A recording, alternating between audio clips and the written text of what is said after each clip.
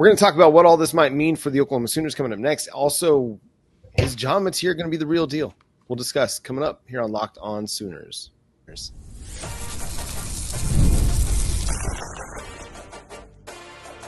You are Locked On Sooners, your daily podcast on the Oklahoma Sooners. Part of the Locked On Podcast Network, your team every day. Thanks again for making Locked On Sooners your first listen every single day. Shout out to all the everydayers out there. Tune in and subscribe to the show wherever you get your podcasts. So, Jay, what does all this returning production mean for the Oklahoma Sooners? Because they come in as the number 6 offense, number 44 defense, 46 defense, number 6 offense. Sorry. Yep, that's okay. Just crazy. And here's the first takeaway. All of that offensive line production that you had last year, all the snaps, is back, except for Michael Tarkin and Spencer Brown. And that's it. Yeah. Even the little bit you got from Gary and Hatchett in the first couple of games. I mean, he transferred back to Washington, but that immediately got changed when you brought in more players. Branson Hickman is back, right? Like, he's not even listed as someone that's entering the NFL draft because he's one of the COVID kids. He's got one more year left that he can, continue to play. So, no, the biggest thing is, can the offensive line come out and produce? Now, granted, we know that the line improved as the season continued. We saw some growth from a lot of the young players. Well, they're going to be back. They are back. Like you mentioned, you've only got certain players that are bounced, and then bringing in a transfer like a Derek Simmons, which I'm hearing in practices that they're surprised that he's as good as he was. They were hoping to have him as a depth piece. Sounds like he's battling out there for a chance to actually start him and, some of the young players like Michael Fasusi and Ryan Fogier with the others. The offensive line's going to be most important. That's going to be key and critical. And Bill Simmons even talks about that in there. And I think the one thing that jumped out to me is with the defense being at 46, I was a little concerned, John. I was like, all right, what's Brent Venables going to do with that? You had 3 last year. So bringing in that much defensive talent returning should be exciting. Well, Bill made this statement, and I really want to get your thoughts on that.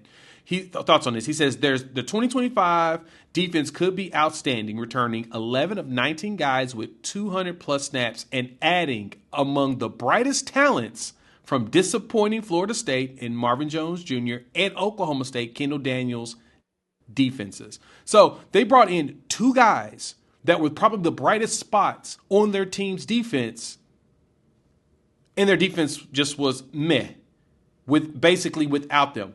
We added additional productive defenders. To me, it makes me feel like that 46 ain't going to be as bad and as low as you think it's going to be. It makes me feel like the defense will probably jump up even better than last season. Well, I think it should be at least as good as it was last season. Mm-hmm. You can't account for the loss of Danny Stutsman, big-time leader on and off the field, big-time producer. Same with Ethan Downs, big-time leader. Those are intangible things that you have to replace. They've got guys that they've been developing for years now. Kobe McKenzie, Kip Lewis, R. Mason Thomas, Grayson Halton. They've been in the program. They've been in the system for years now. They're entering their 4th year with Oklahoma, so they should be ready to take that next step. But it's hard to just one-for-one replace a guy like Danny Stutsman and Billy Bowman and Ethan Downs. You hope that you can get a little bit higher ceiling from a pass rush perspective from a guy like Marvin Jones Jr. You hope that bringing in a Kendall Daniels helps to provide some experience and solidify the linebacker room a little bit more. And then the rest of the defense is cooking, man. You've got a really good foundation on defense. Now you just got to figure out the cornerback spot. We talked about that earlier this week, that cornerback was the place that was the weakest link. And if you got answers at cornerback, then the defense would be ready to roll, because you bring back a lot of the core of what made this defense so good last year, and that's in the front 7 and in the safety room. Sure, you lost guys that are going to the NFL. You're going to do that every year, but you're bringing back a large majority of the guys that were productive for this defense in Jaden Jackson, Grayson Halton, R. Mason Thomas, Dominic Williams, and then you bring in a guy like Marvin Jones Jr. to throw out there on the other side of the defensive line opposite of R. Mason Thomas, and you've got the potential to have 2 really good bookend pass rushers. And if you can unlock everything that Marvin Jones Jr. was projected to be coming out of high school, you could get what South Carolina had with Dylan Stewart and Kyle Kennard. Yeah, you really could. And coming from that, like last year, number 3 in defense, 86% coming back. This year, we're returning 60% so far because we haven't hit the spring portal yet. So if we do add an additional like secondary player, an additional linebacker, those numbers could even change and improve. But the offense is going from 114th at 44% returning production to 78% returning production, which you bring back all those offensive snaps. You're not bringing in a quarterback that hasn't played at the collegiate level or played against good defenses. I mean, John Mateer had played against Washington. We saw him, put up some numbers against Boise State. He's done some things, so he's actually been able to see some competition in front of him. I think that that's going to be a pretty big indication of how Oklahoma plays because, again, that offensive line is going to be so critical, and I think that we probably have that figured out going in. We've seen – The good thing is that the offensive line has felt what it's like playing in the SEC so far. Mm-hmm. Majority of the guys there know what it's like going against those dudes. They know how you need to prepare for it. They know how hard it's going to be as far as the strength you're going to be dealing with, the moves, all of that. That Alabama game to me is basically the game that I know a lot of these players are going to refer back to, Love. That's the type of offensive line play we need to have week in and week out. Regardless of who you play, that's how you should always play.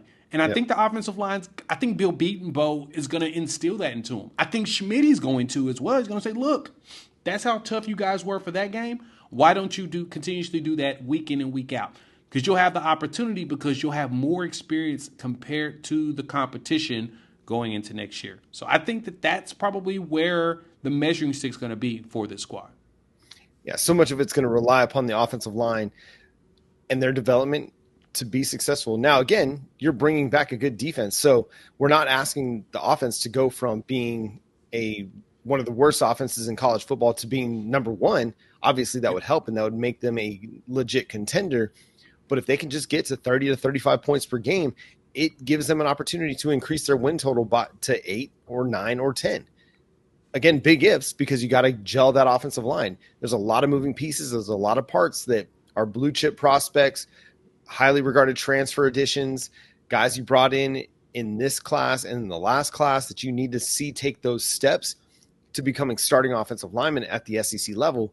But you've got some foundational building blocks that you can work with to figure that out. Will they figure it out?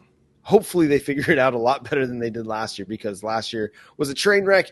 And if we're expecting John Mateer to come do big things for Oklahoma, he's going to need a little help around him. And this is where the wide receiver additions, I think, are important too, because you bring in guys like Giovanni Gibson and Keontez Lewis who have a lot of experience, albeit at a lower level of college football. That experience matters for something, and it's going to be impactful. As opposed to, like, no, this is not to slight J.J. Hester or L.V. Bunkley-Shelton, but they came from, group of or Power 5 programs, but they hadn't done anything. And they came to Oklahoma and they didn't do anything. So we can get excited about a bunch of Power 5 additions that didn't produce somewhere just because they were Power 5 additions. Or we could look at a guy like Giovanni Gibson who did produce somewhere and say, hey, maybe they could try to replicate something like that at the SEC level with the right quarterback. So we think Oklahoma's got the right quarterback, the guy that can lead the way. How much is it going to matter for Mateer? Coming up next here on Locked On Sooners.